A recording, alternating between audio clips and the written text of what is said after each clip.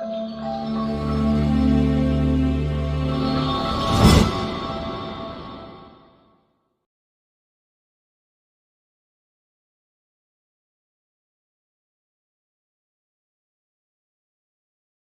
kita bisa menyeimbangkan kondisi fujur dengan takwanya, bahkan kita bisa mengeliminir yang sifat-sifat fujur itu sehingga nilai-nilai kebaikan lebih dominan. Baik, jika terinfeksi dengan nilai-nilai keburukan, maka di sini kasusnya adalah kembalikan ke Quran surah keempat An-Nisa ayat 17 sampai dengan ayat ke-18. Itu yang dikenal dengan taubat namanya. Ya, innamat taubatu 'alallahi lilladzina ya'maluna su'a bijahalatin tsumma yatubuna min qarib. Ya, sungguh taubat itu berlaku kata Allah bagi orang-orang yang terinfeksi dengan penyakit buruk. Su itu, nih, lihat ayatnya. Innamat taubatu 'alallahi lilladzina ya'maluna su'an. Taubat itu dilakukan orang yang terinfeksi dengan keburukan. Su itu pekerjaan nafsu. Nafsu. Dari mana taunya? Quran surah 12 ayat 53. Inna nafsa la'ammaratun bisu. Su sumbernya nafsu. Kalau ada orang kemudian digerakkan nafsu berbuat buruk kemudian sampai terinfeksi dirinya, maka caranya dengan taubat. Apa itu taubat? Taubat itu artinya kembali kepada nilai-nilai kebaikan dengan cara meninggalkan perilaku buruk yang dikerjakan. Misal, fujur tadi bisa terespon dengan perilaku maksiat. Maksiat lewat mata nonton tayangan-tayangan yang tidak baik. Saya punya kawan, dia alumni dari Kanada, di neuroscientific, di jurusan untuk saraf, ya. Itu kita diskusi. Ternyata selain narkoba sekarang ini yang paling bahaya itu pornografi. Pornografi itu begitu seseorang kemudian menggunakan fungsi pandangannya untuk melihat tayangan seperti itu langsung merusak ke fungsi otaknya.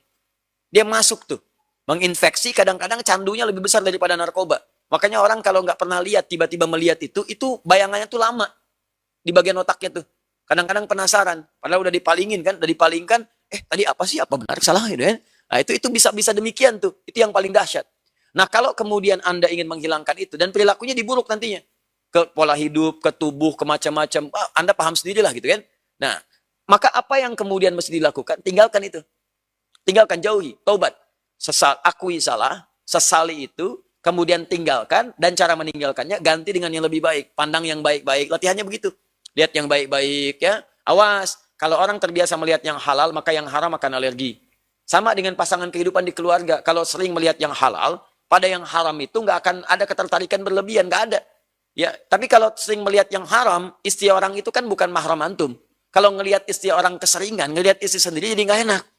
Ibu juga sama gitu. Kalau ngelihat suami orang tuh keseringan, lihat suami sendiri itu udah hambar. Makanya kalau orang-orang ngelihat yang halal itu yang bagus-bagus, maka yang haram itu akan sulit kita. Sama bicara juga begitu. Kotor kata-kata, tinggalkan yang kotor balik kepada yang baik. Begitu baik kebiasaan, maka kotor akan dihilangkan. Nah, demikian adanya, maka hilangkan sumber itu. Kalau sumbernya haram, maka jauhi yang haram. Jelas kok, rizki itu kata Allah saya sudah tetapkan. Quran surah ke-51 ayat ke-22. Wa fis sama'i rizqukum wa ma tu'adun. Di langit sudah saya tetapkan kadar rizkimu. Kamu akan dapat. Enggak akan tertukar.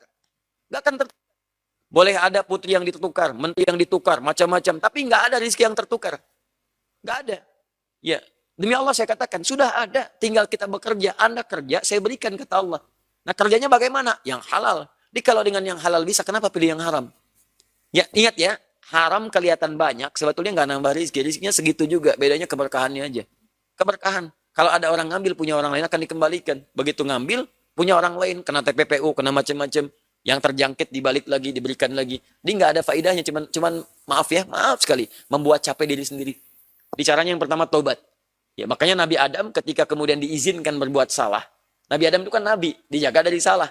Kenapa kemudian beliau berbuat salah memakan buah khuldi? Diizinkan oleh Allah untuk memberi petunjuk kepada hambanya, anak cucu Adam yang bukan nabi, yang tidak terjaga dari salah. Supaya saat salah itu bagaimana memperbaiki dirinya. Ya, makanya Nabi Adam ketika berbuat kesalahan tadi diizinkan turun ke bumi, pertama kali turun tuntunan itu kalimat taubat. Al-Baqarah ayat ke-37, paling kiri sebelah bawah. Fatalaqqa Adamu min rabbi kalimatin fataba alaih. Adam mendapatkan petunjuk taubat memperbaiki diri. Maka diterima itu. Begitu diterima, Adam katakan Quran surah 7 ayat 23. Ya, Allah katakan, Rabbana zalamna anfusana wa illam taghfir lana wa tarhamna lanakunanna minal khasirin. Itu kan pengakuan supaya dihilangkan keburukan. Ini sekarang tuh orang tuh berdoa. Di lisan aja. Baca-baca, tapi nggak tahu artinya. Nggak paham. Bahkan kata Quran, ada orang sholat nggak ngerti bacaan sholat. Bagaimana bisa khusyuk? Ayo Anda jujur deh sampai sekarang. Dari 100% tuh bacaan sholat, berapa persen yang dipahami? Bagaimana bisa khusyuk kalau kita nggak ngerti? Dulu tuh kalau orang istighfar tuh, begitu istighfar jadi baik. Karena ngerti, harus keluar yang kotornya, harus keluar yang tidak baiknya, jadi baik di situ. Maka kalau orang benar-benar seperti itu mengamalkannya, maka semuanya itu akan bagus, bagus, bagus. Maka muncullah amanah kemudian ayat 26 itu di Quran surah 7. Ya bani Adam, ini rahasianya. La yaftinanakumu syaitanu kama akhraja abawaikum minal jannah. Hei anak cucu Adam, jangan kamu terinfeksi oleh keburukan, terutama bisikan setan. Seperti bapak ibumu dulu Adam keluar dari kenikmatan surga. Buat maksiat itu hidupnya nggak akan enak. Demi Allah saya katakan nggak akan enak, merasa bersalah, gelisah, nggak tenang. Ya kaya juga kalau gelisah ngapain? Ayo pilih, kaya tapi gelisah atau tapi tenang, pilih. Saya tahu pengen kaya tapi tenang, saya tahu gitu. Saya tahu. Ya, tapi ya manusia ya seperti itu gitu ya. Nggak mau kalah. Paham ya? Di pertama dengan taubat, keluarkan, jauhi, kalau haram tinggalkan. Ya, ingat rezeki Anda sudah jelas, surga Anda yang belum jelas. Ya, jadi itu tinggalkan, jauhi, terus perbaiki. Sudah banyak contohnya. Bagaimana Umar bertobat, ya? Bagaimana kemudian Ikrimah bertobat, bagaimana Khalid bertobat, bagaimana Wahsy yang nombak paman Nabi itu, ya Hamzah bertobat, semua jadi baik semua. Jadi hebat, orang-orang hebat.